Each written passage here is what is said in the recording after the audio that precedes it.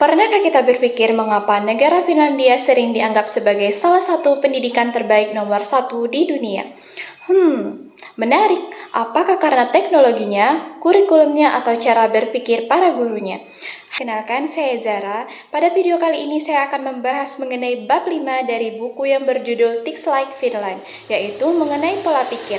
Jadi bab ini menarik karena tak hanya membahas bagaimana cara mengajar yang efektif, produktif, tetapi juga bagaimana cara pola pikir yang sehat dan menjalani profesi tersebut dengan bahagia. Dan di dalam bab ini terdapat 6 konsep yang menarik, karena tak hanya relevan bagi seorang guru, tetapi juga relevan bagi para mahasiswa dalam menjalankan kehidupannya sehari-hari. Oleh karena itu, dalam video ini saya akan membahas bab 5 isi buku tersebut dan mengaitkannya dengan beberapa teori menurut para ahli dan menyampaikan pendapat saya yang disampaikan oleh pesan dari penulis buku tersebut. Jadi, simak video ini sampai selesai.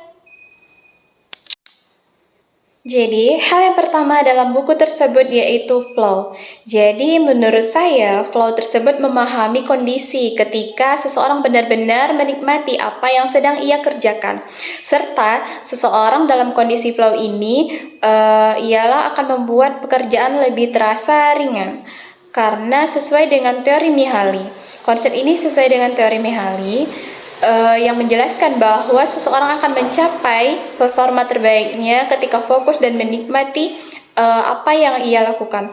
Menurut saya, seorang guru yang menikmati proses mengajar akan lebih mudah menciptakan lingkungan suasana yang belajar yang menarik bagi siswa. Nah, poin kedua yaitu berkulit tebal. Gimana maksudnya? Jadi maksudnya bukan tidak peduli terhadap kritik, tetapi menerima kritik untuk menjadikan seorang guru berkembang.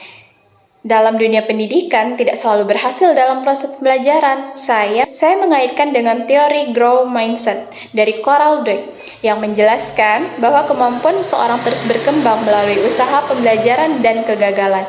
Jadi, kegagalan bukanlah akhir, tetapi adalah cara kita untuk menjadikannya lebih berkembang. Jadi, kegagalan bukanlah akhir, tetapi adalah kesempatan kita untuk menjadi lebih baik. Lalu, poin berikutnya adalah kolaborasi lewat kopi. Nah, menurut saya istilah menggambarkan pentingnya dan berkomunikasi antar guru dalam suasana yang santai. Terkadang, ide-ide terbaik justru muncul dari obrolan sederhana bersama rekan kerja. Hal ini justru sejalan dengan teori Albert Bandura yang menyatakan bahwa manusia belajar dari interaksi orang lain. Dengan berbagi pengalaman dan pengetahuan, guru dapat menemukan solusi baru terhadap berbagai masalah yang mereka hadapi, terutamanya di sekolah. Selanjutnya adalah menyambut para ahli. Jadi, saya memahami bahwa seorang guru tak harus mengetahui semua hal.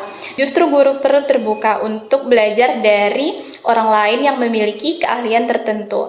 Misalnya, menghadirkan seorang narasumber atau mengikuti pelatihan untuk menambah wawasannya. Nah, konsep ini sesuai dengan teori Vygotsky yang menekankan pentingnya konsep belajar dari orang yang lebih berpengalaman agar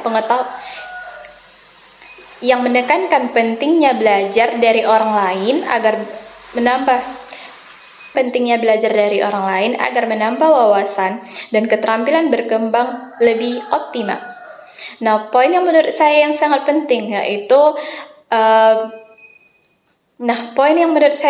penting yaitu melepaskan diri untuk berlibur. Banyak orang yang menganggap bahwa bekerja secara terus-menerus akan membuat hasil yang lebih baik. Padahal, tubuh dan pikiran juga membutuhkan waktu untuk istirahat. Nah, dengan berlibur, menghabiskan waktu sendiri, maka guru akan dapat mengurangi stres dan mengembalikannya semangat dalam bekerja. Menurut saya, guru yang sehat secara fisik dan mental, maka akan lebih siap untuk memberikan pelajaran yang berkualitas di kelas. Poin terakhir, jangan lupa bahagia. Nah, saya sangat setuju dengan pesan yang disampaikan karena kebahagiaan memiliki pengaruh yang sangat besar terhadap cara seseorang bekerja dan berinteraksi dengan orang lain. Konsep ini berkaitan dengan positif teknologi.